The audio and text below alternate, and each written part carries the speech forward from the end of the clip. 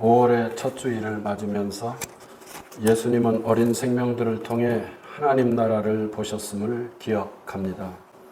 마가복음 10장 15절 내가 진실로 너희에게 이르노니 누구든지 하나님의 나라를 어린아이와 같이 받들지 않는 자는 결단코 그곳에 들어가지 못하리라. 예수님의 말씀은 파격적이다라고 우리가 표현할 때 저는 그 중에서 가장 대표적인 경우가 아닌가 생각합니다. 이런 주님의 뜻은 오늘 우리들의 시절에도 여전히 빛나는 말씀이라 생각합니다. 우리는 그 뜻을 기억하면서 어린이들, 중고등부와 함께 오늘 본문을 주목하도록 합시다. 우선 다윗을 선택하시는 장면입니다. 사람들은 보통 자리가 사람을 만든다라고 말들 합니다. 어떤 사람이 주어진 자리를 뜻밖에도 무리 없이 수행할 때나 혹은 자신이 맡을 자리를 생각할 때 더욱 부담을 느끼고 있을 때 그를 격려하면서 이런 말들을 하곤 합니다. 이 말을 하게 되는 상황을 생각하면 이걸 가지고 너무 따지는 것보다는 이 말이 지닌 선의를 따라 생각하면 될 것 같습니다. 그렇지만 오늘은 성경과 견주어서 조금 생각해보고 싶습니다. 오늘 성경을 보면 다윗이 이스라엘의 지도자로 뽑히는 과정에서 사무엘이 주도하는 것 같습니다마는 실상은 누가 한다? 우리 하나님께서 하시는 일임을 알아야 한다는 점입니다. 성경은 이를 분명히 일깨우고 있습니다. 16장 7절 여호와께서 사무엘에게 이르시되 그의 용모와 키를 보지 말라. 내가 이미 그를 버렸노라. 내가 보는 것은 사람과 같지 아니하니 사람은 외모를 보거니와 나 여호와는 중심을 보느니라고 말씀합니다. 등장인물들은 여기에 대하여 군말을 섞지 않습니다. 아버지인 이새는 더더욱 그렇습니다. 사무엘의 지시를 따라 그 자리에 이르게 될 때 그는 당연히 그의 장남 엘리압을 데리고 옵니다. 그런데 성경은 이를 언급하지 않습니다. 그들이 오매 사무엘이 엘리압을 보고 마음에 이르기를 여호와의 기름 부으실 자가 과연 주님 앞에 있도다 라고 중얼거렸다고 합니다. 이것은 다른 아들들의 경우와는 아주 다른 모습입니다. 8절 이새가 아비나답을 불러 사무엘 앞에 지나가게 하매 9절 이새가 쌈마로 지나게 하매라고 연속적으로 아버지인 이새가 아들들을 사무엘 앞에 이끄는 주도적인 역할을 하는 것으로 성경은 전합니다. 이 말은 이새가 장남에게 거는 뜻이 확고했다는 뜻으로 해석할 수 있습니다. 나의 하나님은 아버지라는 특별한 의미를 지닌 엘리압이었으니 엘리압은 그의 소망과 기대에 잘 부합하는 아들이었을 것입니다. 그런데 놀랍게도 하나님은 엘리압, 이새의 자랑거리인 굳이 사무엘에게 이끌고 간다는 표현을 할 필요가 없이 아버지의 기대대로 장남인 엘리압이 선택될 것이라고 생각했을 정도인 이 아들을 하나님께서는 뜻밖에도 선택하지 않으셨습니다. 그때 그는 어떤 심정이었을까요? 크게 낙담했을 것이고 다른 아들들을 차례대로 그 자리에 데리고 오는 행동을 반복합니다. 이새는 여기서 군말이 없고 아들들도 역시 그러합니다. 성경은 이 아버지와 아들들의 반응을 소개하지 않음으로써 자신들의 운명을 좌우하시는 분에 대하여 그들이 어떤 태도를 지니고 있었는지를 여실히 보여주고 있습니다. 따라서 오늘 성경은 이렇게 증언합니다. 이 일은 장남이니까 되는 일도 아니었고 막내이니까 더더욱 되는 일도 아니라는 말씀이 되겠습니다. 그들은 모두 일이 이렇게 진행되는 게 하나님께서 하시는 일이라고 생각할 뿐이었습니다. 12절을 보십시오. 이에 사람을 보내어 그를 데려오매 그의 빛이 붉고 눈이 빼어나고 얼굴이 아름답더라고 말합니다. 따라서 자리가 사람을 만드는 것이 아니라 하나님의 선택이 사람을 만드는 것이라고 깨닫게 된다. 이렇게 정리할 수가 있겠습니다. 뽑히고 보니 막내 아들 다윗은 참으로 멋진 존재였더라는 것입니다. 13절 사무엘이 기름 뿔병을 가져다가 그의 형제 중에서 그에게 부었더니 이날 이후로 다윗이 여호와의 영에게 크게 감동되니라고 성경은 전합니다. 이 일은 오늘 골로새서의 바탕이 되고 있습니다. 사도께서는 사람의 탐심을 우상숭배라고 말합니다. 탐심은 우상숭배만큼이나 이 욕망, 욕구는 근절하기가 어렵다는 것입니다. 근절, 이 한자말은 뿌리째 뽑는다는 뜻입니다. 뿌리 근자가 쓰이고 있습니다. 탐심이나 우상은 그만큼 인간의 기본 조건에 가깝다는 뜻이겠습니다.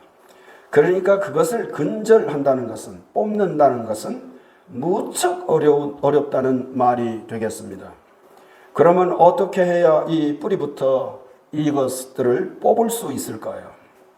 사도께서는 거짓말도 거론하고 있습니다. 9절 너희가 서로 거짓말하지 말라 옛사람과 그 행위를 벗어버리고 라고 당부하십니다. 제가 갖고 있는 성경 사전 중에서 로고스 말씀이라는 항목을 보다 발견한 내용입니다. 지금은 중동 지역에서 쓰이지 않는 고대 언어에서 말 혹은 말하다라는 표현을 그들의 언어로는 뒤를 보이다 혹은 등을 보이다라고 표현했다고 한 항목을 본 적이 있습니다. 내가 누군가에게 말을 한다는 건 적어도 고대 중근동 지역의 사람들은 나의 등, 나의 뒤를 보이는 것이라고 생각했다는 뜻이겠습니다. 감추어진 것을, 그러니까 내 등은 나에게까지도 감추어져 있지 않습니까? 그 감추어진 것을 드러내는 일이니만큼 거기에는 거짓이 깃들어서는 아니 될 것입니다. 내 속내가 전달되는 것이 인간의 말이라고 보면 고대인들에게 거짓말이라는 것은 경계 대상 1호였을 것입니다. 참으로 놀라운 통찰이라 하겠습니다. 우리 사람들은 상대방의 뒤까지 볼 능력이 없는 까닭에 그 사람의 말을 믿을 수밖에 없겠습니다. 그리고 그런 이유로 해서 우리들은 말에 성실해야 할 것입니다. 만약 말에 성실하지 못하다면 우리는 이웃과 소통할 수가 없게 되는 것입니다. 주고받는 말에 진심이 담겨 있지 않다면 우리는 말을 하는 것이 아니라 소음에 갇힌 셈이 될 것입니다.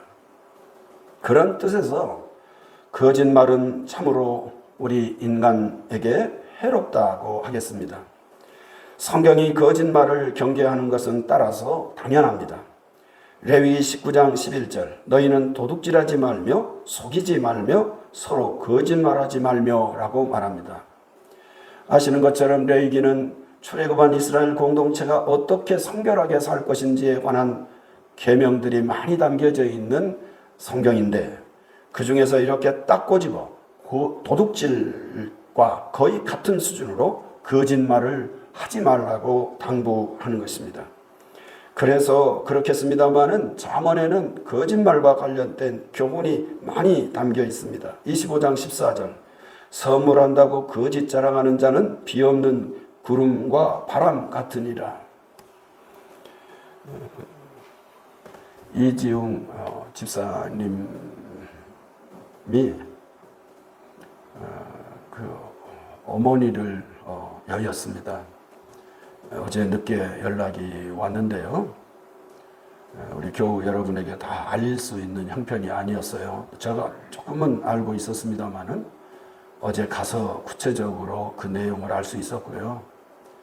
다음에 우리 집사님이 어머니를 장례 모시고 왔을 때 그냥 말을 건네지 마시고 손만 잡아주시면 좋겠습니다. 이게 특별한 경우였기 때문에요. 그런데 그래서 우리 찬양대를 중심으로 우리 몇 분과 함께 문상 가는 중에 어느 교우가 5월이 참 무섭다고 그러시더라고요. 오늘은 어린이 주일이지요. 다음 주일은 어버이 주일이지요. 또 조금 있으면 무슨 주일이에요? 스승의 날도 있지요. 이러니까 이 5월은 주머니가 두둑해지는 것이 아니라 그냥 빈 지갑이 되는 그런 5월이라 참 무섭습니다. 그렇게 말씀하시는데 정말 공감이 돼요. 그런데요, 이 잠언 참 재밌죠? 5월을 맞아서 아무개에게 선물한다 말은 하는데 실제로 선물은 주어지지 않는다면 피 없는 구름과 바람 같으니라 이렇게 말합니다. 이스라엘 기후 상황에서 비 없는 구름 바람 얼마나 원망스러운 대상이겠습니까? 이스라엘 사람들은 거짓말을 하는 것이 인간 사회에서 비 없는 구름과 바람 같은 그런 매몰찬 것임을 이렇게 꼬집어 경계하고 있습니다. 14장 25절도 진실한 증인은 사람의 생명을 구원하여도 거짓말을 뱉는 사람은 속이느니라고 아주 명확하게 말하고 있습니다.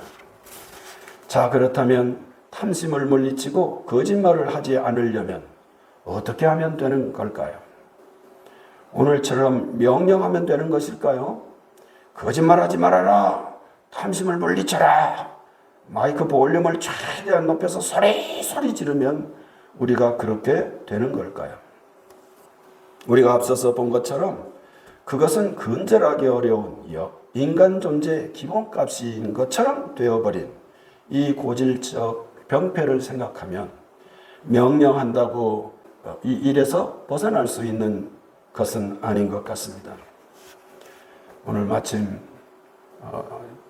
우리 동생들이 어머님을 뵈려고 이렇게 방문을 했는데 그러니까 생각나는 게 있어요. 참 어처구니 없는 일인데요. 우리가 젊은 시절 혹은 어린 시절에 누가 누군가를 좋아할 수 있잖아요. 저희가 어린 시절을 보낸 마을에서 있었던 일입니다. 우리 형벌 되는 선배분이 성질이 좀 고약하고 거칠은 분이 한 분 있어요. 근데 이분이 동네 누님 한 분을 좋아했던 모양이에요. 근데 이게 어떻게 잘 안 됐던 모양이에요. 우리가 그분을 좋아하는지 그분이 내가 당신을 좋아합니다는 말을 전했는지 그 메신저가 누구인지 저희들이 어떻게 알겠습니까? 어느 날 마을 그 넓은 공터로 저희 또래 중학교쯤 됐을 거예요. 모여라 그러는 거예요. 그때는요 선배가 부르면 다 가는 때예요. 딱 갔더니 이 형님이 화가 잔뜩 나가지고 엎드려 뻗쳐. 요즘 같으면 남의 집 아이들을 이렇게 하면 이건 큰일 날 일이잖아요. 그런데 그때는 왜 그걸 항의도 못했는지 모르겠어요. 그 아이들이 맞고 있으면 지나가는 마을 분들이 좀 말렸어야 되는 거 아니에요? 그런데요, 맞고 보니까 엉덩이를 때리는데요, 엄청나게 때려요. 그 형은 또 우악스러워요. 힘도 세요. 그런데 때리는데 맞고 보니까 별로 안 아프더라고요. 그런데요, 맞을 때까지 기다리는 순간 있잖아요. 저 먼저 맞는 아이들이 얻어맞고 아이고 하고 쓰러지잖아요. 그게 이제 한 사람 한 사람씩 이제 제 차례가 되는 거예요. 요 때가 우리가 보통 뭐라 그래요? 마음이 쫄깃하다고 그러던가요? 근데 이게 쫄깃한 정도가 그건 좁은 의미로 조금 나름대로 쓰는 거잖아요. 이거는요 뭐라고 표현할 지금도 제가 거론하려니까 조금 움찔할 정도. 그렇게 매를 맞았답니다. 영문도 모르고요. 근데 나중에 알고 보니까 아니 세상에 그 누님한테 자기가 프로포즈를 했는데 그게 안 통했다는 거예요. 그래서 때린 거래요. 뭐 이런 일이 있어요? 어린 나이에도 참 황당하다. 근데 왜 항의 한 번 할 줄을 몰랐을까요? 저라도 좀 아주 당돌하게 형님 그게 뭡니까? 이랬으면 아마 자기가 오히려 물러섰을지도 몰라요. 그런데 저희는 그런 말을 할 생각을 못했어요. 이 형님처럼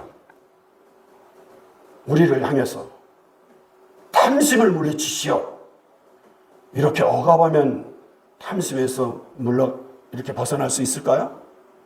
누군가가 매를 들고 거짓말하지 마십시오, 이렇게 하면 거짓말을 안 하게 될까요? 물론 효과도 어느 정도 있을지 모르겠습니다.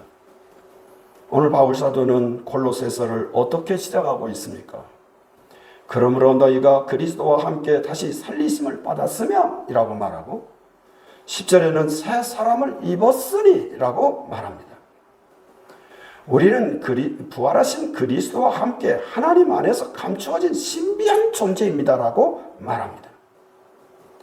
결국 무슨 말일까요?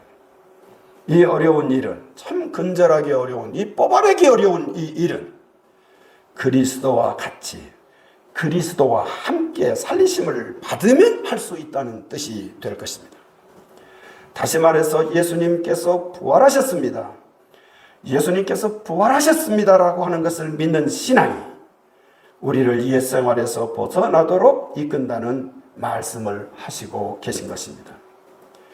명령이나 체근이나 이런 것이 우리로 하여금 옛생활에서 벗어나게 하는 것이 아니라, 물론 조금은 도움이 되겠지요.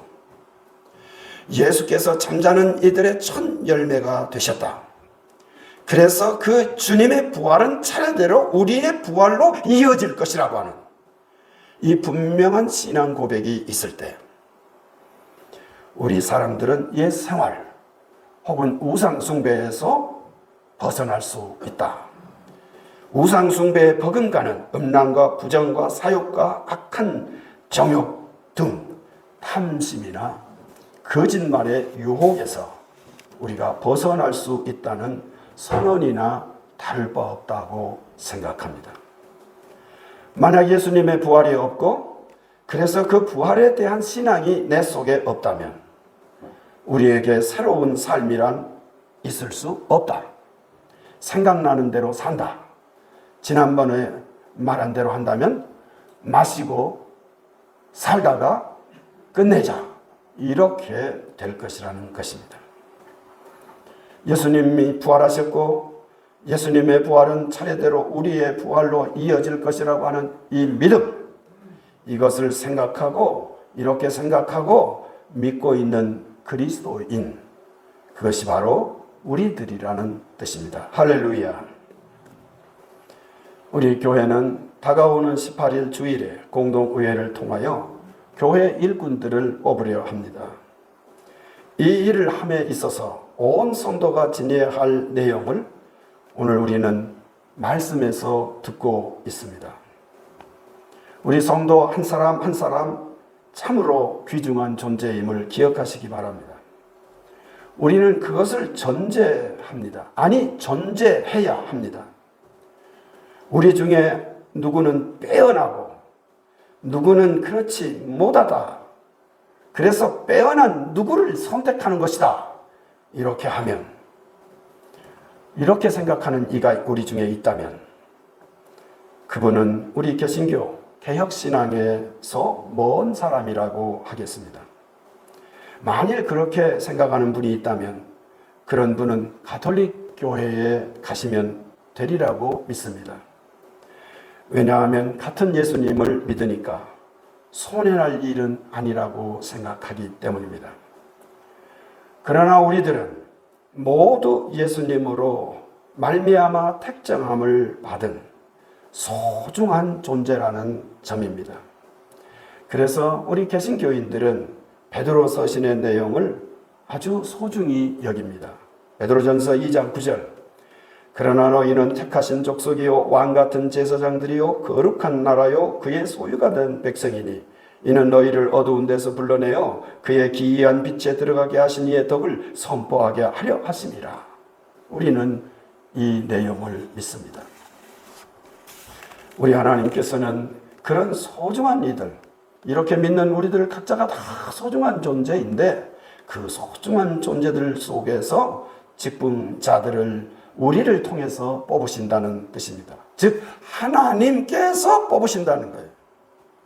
우리를 통해서 뽑는 것이지만 사실 이 일은 하나님께서 행하시는 일이라는 이 뚜렷한 고백 위에서 우리는 이 일을 감당한다는 말씀입니다. 하나님께서는 다윗을 선택하시고 예수님을 부활의 자리로 이끄셔서 이제부터는 우리에게 새 사람을 입히시고 만유를 통일해 가십니다. 에베소서 1장 10절 하늘에 있는 것이나 땅에 있는 것이나 다 그리스도 안에서 통일되게 하려 하심이라 말씀하고, 골로새서 오늘 3장 11절 거기에는 헬라인이나 유대인이나 할례파나 무할례파나 종이나 자유인이나 차별이 있을 수 없나니 오직 그리스도는 만유시요 만유 안에 계시니라고 말씀합니다. 하나님께서 사람을 택하시어 새로움을 덧입히시고 예수님은 부활하시어 사람들을 새롭게 하시는 새 일을 행하시는 이 내용을 확고히 믿는 이들이 세움을 받을 때 우리 교회는 더 훌륭한 교회로 방향으로 나아갈 줄 믿습니다. 보통 우리가 하는 말이 있어요. 장로교회에서 교회들은 장로님들의 헌신으로 굳건해진다 이렇게 말합니다. 그리고 또 어떤 이들은 이것을 조금 더 강조해서 교회는 장로님들의 신앙만큼 변한다 혹은 새로워진다. 장로님들의 신앙이 만약 조금 낮은 수준에 있다면 우리 교회는 모두 다 그런 낮은 수준으로 내려가고, 장로님들의 이 신앙 고백이 앞서 우리가 표현한 대로 한다면 훨씬 그런 수준으로 높아진다면 우리 모두도 그렇게 높아진다. 이렇게 생각합니다. 그래서 교회가 지니고 있는 그 중에서 재정 능력이 있다고 한다면, 우리 교회가 지니고 있는 특히 재정 능력이 있다면 그것은 전적으로 장로님들의 수준에 달려있다. 교회가 감당하는 봉사의 능력이 있다고 한다면 그것은 일반 우리 교우들 다 훌륭하다고 그랬죠. 다 훌륭한 교우들의 그런 봉사로 말미암아 교회의 수준이 높아지는 것이기보다는 장로님들의 봉사 능력에 의하여 교회의 봉사 능력이 달라진다 혹은 새로워진다 이렇게 말합니다. 제가 이제 이렇게 좀 돌아보는 시기잖아요. 목사님들 혹은 성경을 가르치는 분들이 성경의 내용을 이야기하려 할 때 예화를 등장하면 훨씬 더 말씀을 잘 이해할 것 같아서 예화를 활용하는 경우가 종종 있잖아요. 저도 그래서 예화를 수집해야 되겠다 해가지고요. 세상에 예화 대백과사전을 준비할 정도예요. 근데 그런 게 지금 돌아보면 다 소용이 없더라고요. 그리고 저도 꽤 나름대로 관찰을 했다고 할 수 있는데요.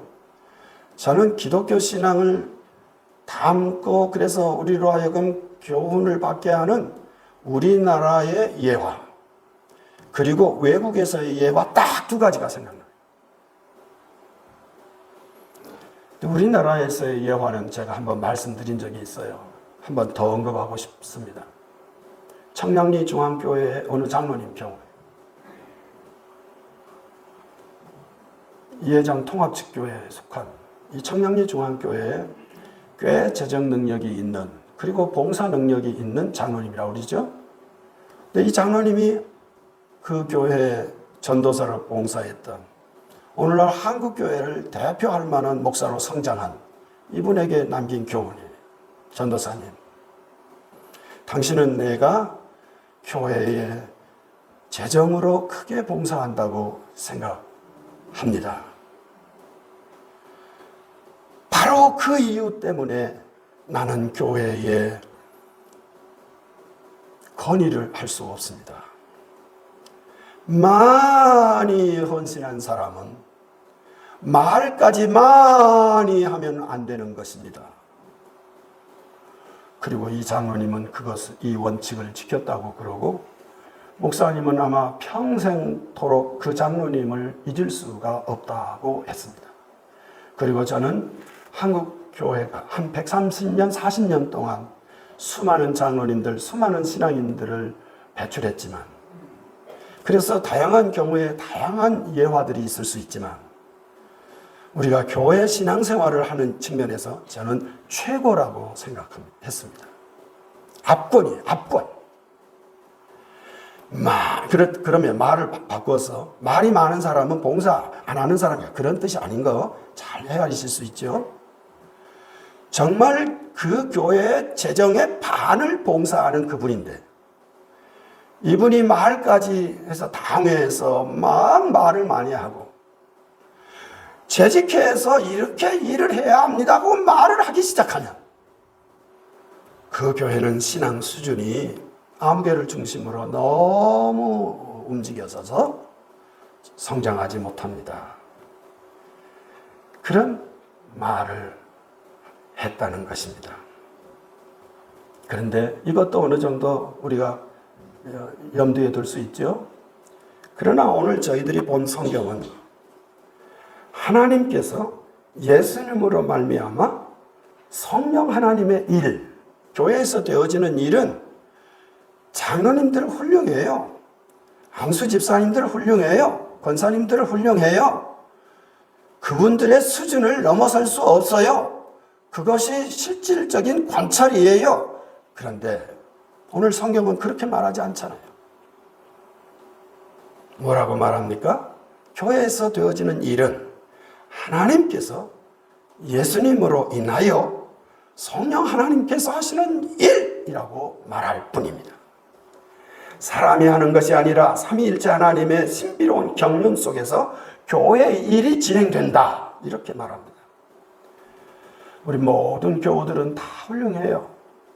그렇지만 이 고백이 그 존재 속에 오롯이 담겨져 있는 그 훌륭한 이들을 찾아내서 그를 우리 하나님께서 택하신 일꾼으로 세우는 일, 고르는 일, 이것이 18일 주일에 있을 것이라는 것 기억하시기 바랍니다. 이 내용, 이 신앙의 내용을 앞서서 증거하고 이 앞서서 증거하는 내용을 뒤따르는 후세들이 뒤에서 잘 이어간다고 한다면 그 교회는 참으로 더 좋은 아름다운 교회가 되리라고 믿습니다. 우리 모두가 꿈꾸는 주님의 교회인 줄 믿으시기 바랍니다. 이 믿음으로 기도하시면서 주어진 기간을 채워가시기를 주님의 이름으로 기원합니다. 거룩하신 하나님, 교회의 일들은 주님의 사람들이긴 하지만 주님의 사람들의 주도하는 일이 아니고 실상은 하나님께서 다윗을 선택하시듯이 부활하신 주님으로 말미암아 새로운 일이 생겨나듯이 그렇게 진행되는 것임을 마음에 새기고 저희들이 기도하기를 소원합니다. 성령 하나님, 우리의 기도 드림에 기름 부어 주시옵소서. 우리 주 예수 그리스도의 이름으로 기도하옵나이다. 아멘.